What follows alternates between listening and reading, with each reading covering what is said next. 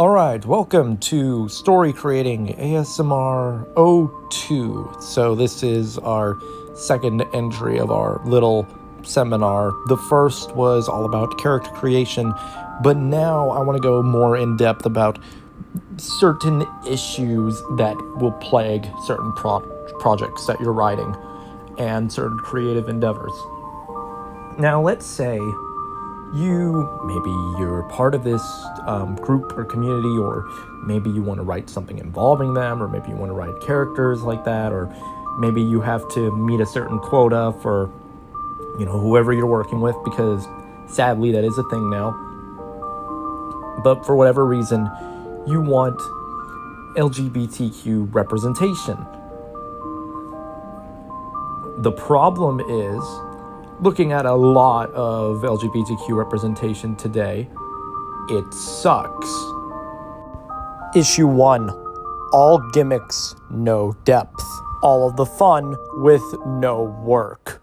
One of the biggest issues with queer representation and representation general in a lot of media is that it is treated as just solely a gimmick that is worth nothing more than the gimmick itself. For a captive audience like said community that you could pander to, slapping a label on something like that and selling it is fine, because get excited for more product and then buy more product. General audiences are not going to give a crap. Now, before you go on to say that, well, obviously these, films or representation is just hated by people because they're sexist or homophobic or whatever, hold on. Because there's actually a really important character-related issue that comes with this gimmickification of queer representation, autism representation in general.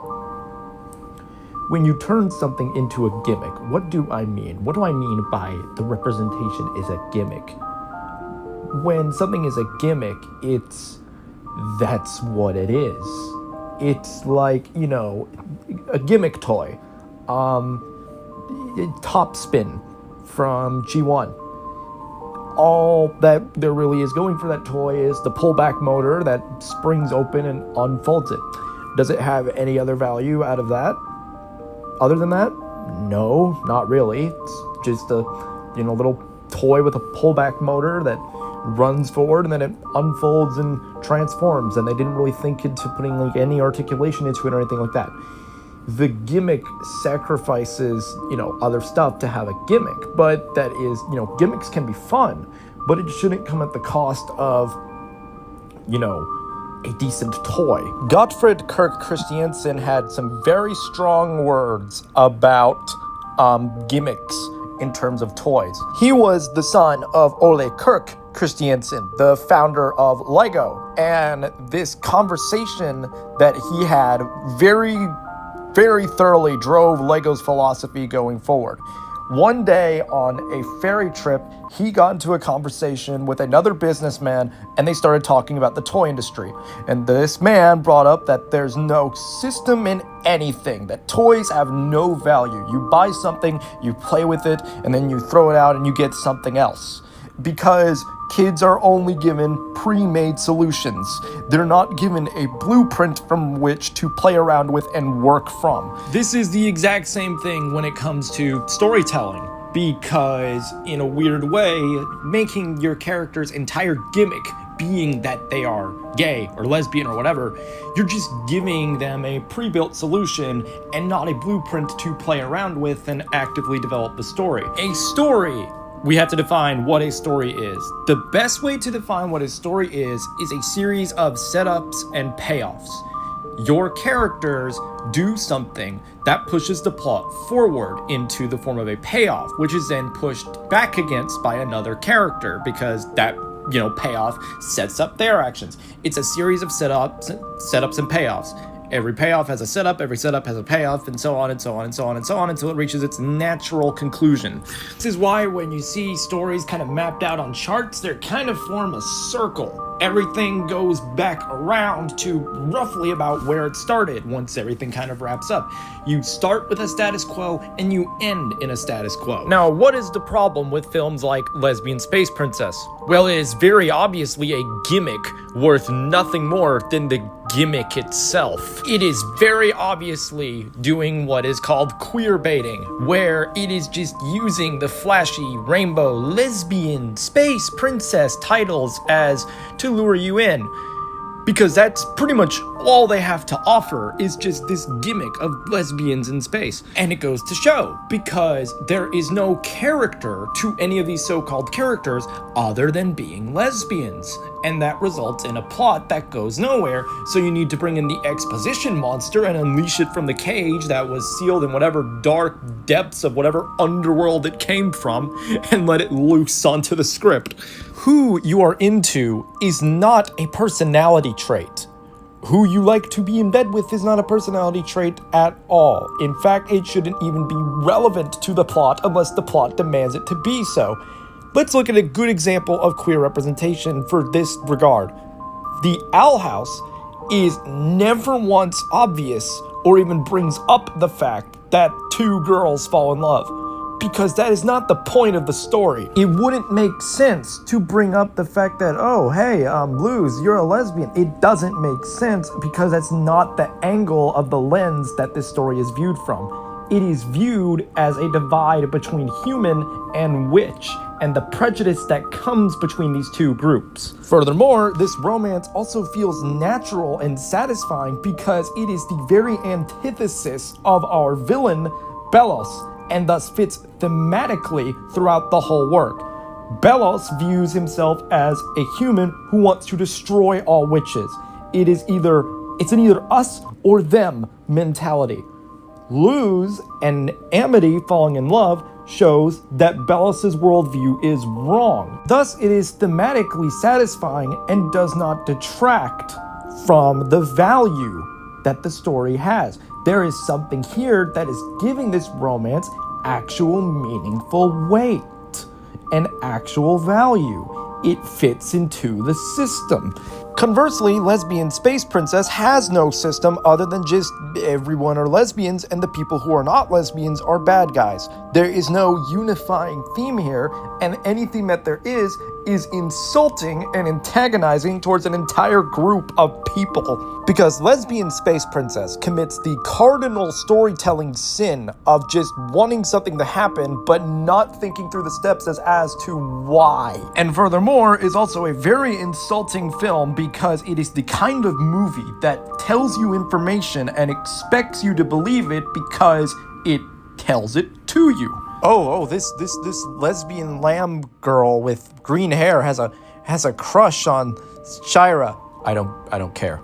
Sharia is a happy-go-lucky lesbian girl who I don't care. Charlie and Vaggie are two wholesome female partners that are in a relationship together, and I have no idea why, and I do not care outside of fanfiction. The reason why your audience doesn't care is because we don't even know who these people are or why they're in a relationship together. There's nothing there that's giving any form of emotional depth outside of, ooh, two girls / two guys, or ooh, non-binary, or ooh, trans.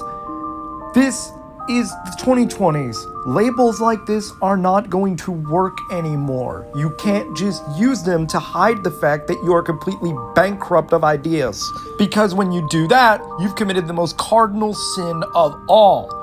Waste the audience's time, and thus tick the audience off. If you want to have good LGBTQ representation that keeps your audience hooked and coming back for more, create meaningful stories with weight and thematic attachments that keep the audience wanting to come back for more.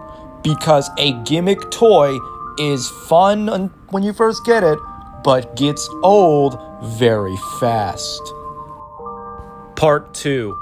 Toxic empowerment. The second major representation problem that often occurs during storytelling is that in a botched attempt to empower a group of individuals, you bash another. For example, look at the 2019 reboot of Charlie's Angels, a film about feminism that became so toxically obsessed with the subject that it began to destroy the film around itself. For example, none of the girls have any distinct personalities because it is obsessed with the feminist idea that women can be anything, so every woman in this film is everything, And that means the one thing they can't be is different. And because of the predictable feminist nature of this movie, can you guess who the villains are? That's right, men. And why are they villains?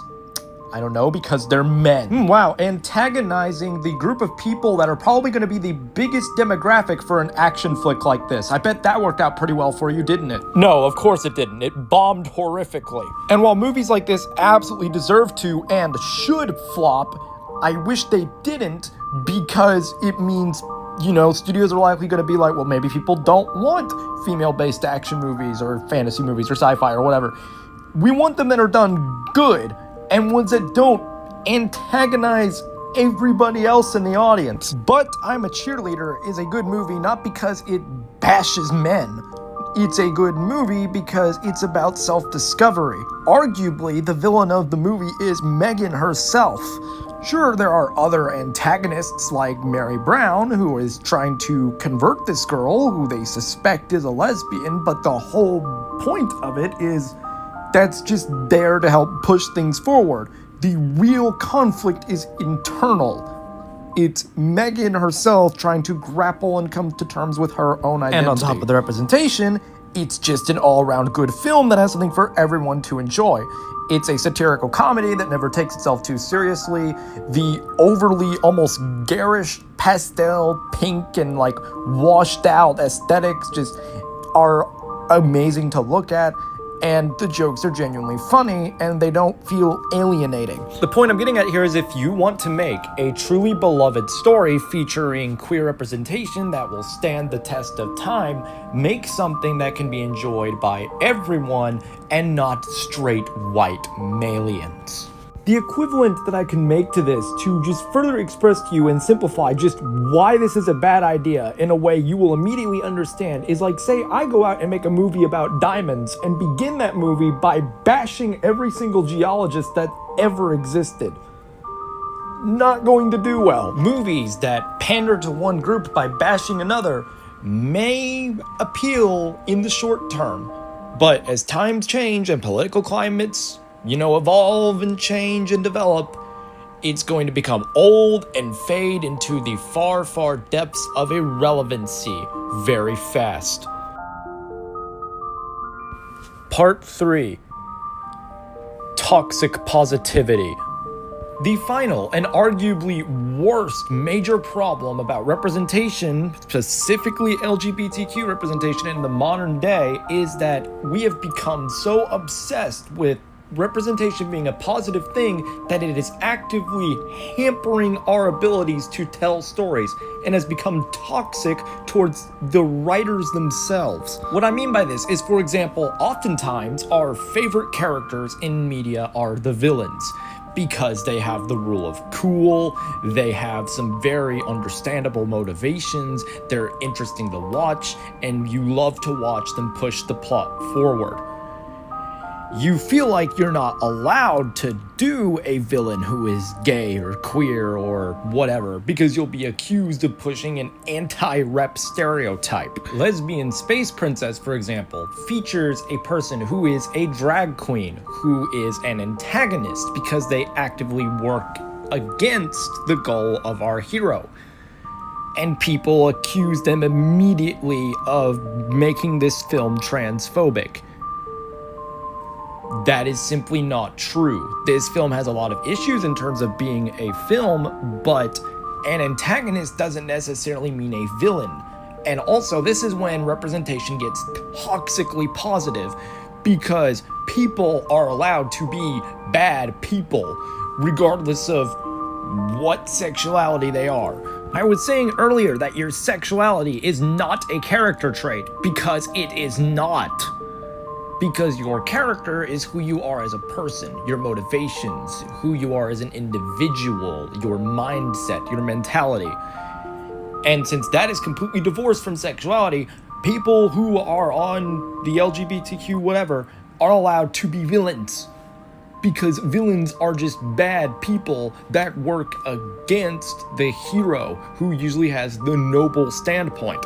Because like we already discussed with the Charlie's Angels fiasco, this feeling of having to walk around eggshells to portray everything positively will actively destroy whatever story you are working on around it. If everyone is positive, no one can be a villain. If there is no villain, there is no antagonist to push against the plot. If there is nobody to push back against the plot, why is the hero even pushing forward? And if the hero can't push forward, exposition monster, and that's the can of worms you don't want to open. If everyone's positive, then nobody is anything. Nobody has any character. So do not be afraid to make characters however you want. If people accuse you for falling into negative tropes, don't care. Because the audience will not care if you do what they want you to do and make everything positive to the point where it becomes a toxin that destroys your work along with itself. So if you avoid all three of these major problems and you naturally work in your representation into the story, make it to where it doesn't necessarily have to take center stage in a point where it's alienating, and you're not afraid to, do what you want with the story to create unique and, individuals that are like people, you will have a story that people will come back to and people will care about. And you won't have things like Lesbian Space Princess that are doomed to be laughed at and bullied by the entirety of the internet and then disappear into irrelevancy. Follow these 3 simple steps and you will have representation that can be truly something special.